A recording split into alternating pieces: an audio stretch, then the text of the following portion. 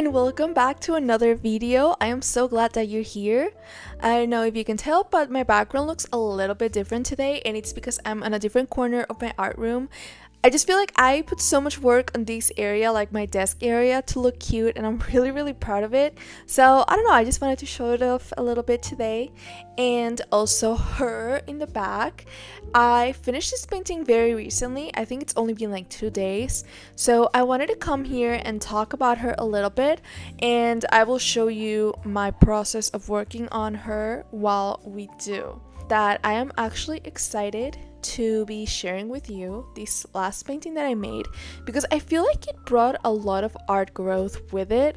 And I don't know, maybe it's just personally me, but I feel like making weird art is so important for every artist in any form of media, even if it's not your main thing. But it's so good to do it once in a while as an experimental thing, because I feel like it's necessary to some point. I think the equivalent for an artist to just like grabbing a pillow and screaming into it. Sometimes you just have to do that and make weird art and just get that out of you. There's something about art that is not conventional, and it's not comfortable, and it's not pretty, that makes it really interesting. I think that it's very easy to categorize things as pretty or not, but some things are neither or both.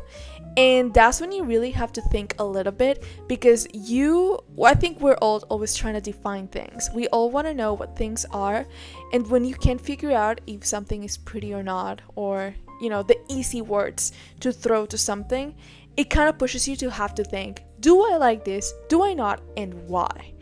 I think that's one of the things that happens to me when I observe other art that is supposed to be weird, it's supposed to be uncomfortable, it's supposed to be just not pretty. That has a little bit to do with a book that I've actually just read recently, and it's called What is Art by Leo Tolstoy. I've actually read this book before, and at the time, I'm not gonna say I didn't like it, I just didn't get it. And it's like such an easy read. I'm not trying to say that it was complicated at the time.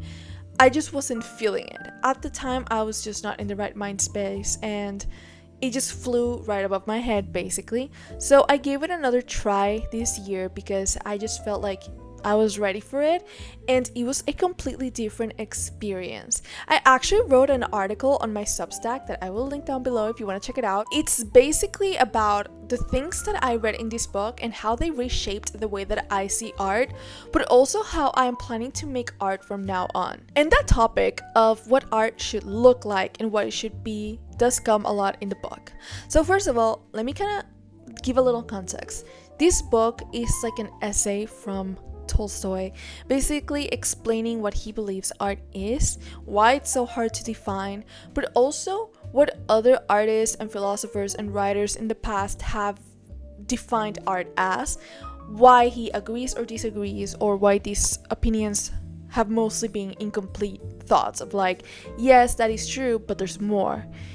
There were so many, and he quotes them all, he cites them all, and every single one of them just made me like, I physically felt my brain expanding a little bit every time I read a different quote, because like Tolstoy says, these are incomplete opinions. They're not wrong, but there's so much more to art than you can define in just a simple thought or a definition. But because all of these things are part of art, I think they're all pieces of the real definition of art. The definition is within all of those together. And yeah, I thought it was such an amazing read. I thought as long as you make art that feels genuine to you, and you feel like you are achieving the goal of expressing or sharing a thought, a feeling, I thought that was it. I thought defining art was actually unnecessary and kind of foolish in a sense, because I guess because of my own ignorance of not knowing how to define art, then I deemed that a non-important question, and that's kind of an ignorant way to think. So I am so glad that I read this book, because now my mind has changed a lot. And there are so many really interesting quotes from it that I feel like I have to share with you directly. So let me show you. I'm gonna try to pronounce the names properly, but let's see. The first one is by Baumgarten. And he says, the object of logical knowledge is truth. The object of aesthetic, that is sensuous, knowledge is beauty. Beauty is the perfect, the absolute, perceived by the senses. Truth is the perfect, perceived by reason. The good is the perfect, attained by the moral will.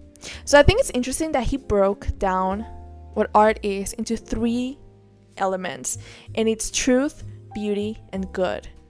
And those 3 elements are mentioned a lot of times by some of the other philosophers and artists that are quoted in this book, which I thought it was interesting. I really like that. Then Pagano says, art consists in the uniting into one of the beauties scattered through nature.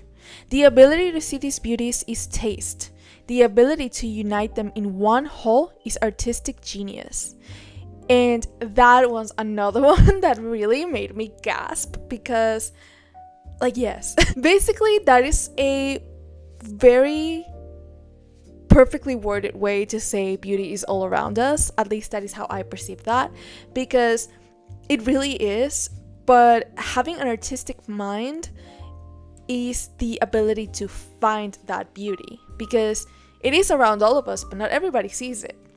And then Krauss said, true and real beauty is the manifestation of the idea in an individual form. An art is the realization of beauty in the real of the free human spirit. The highest stage of art is the art of life. Again, to super simplify it, everything is art, and you gotta romanticize life.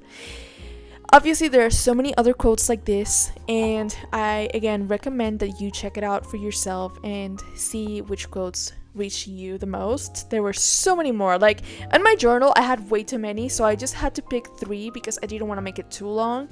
But, yeah, I feel like in the essence of it, even though they have different perspectives and different sides that they're coming at the same conclusion, it basically, it just comes down to that.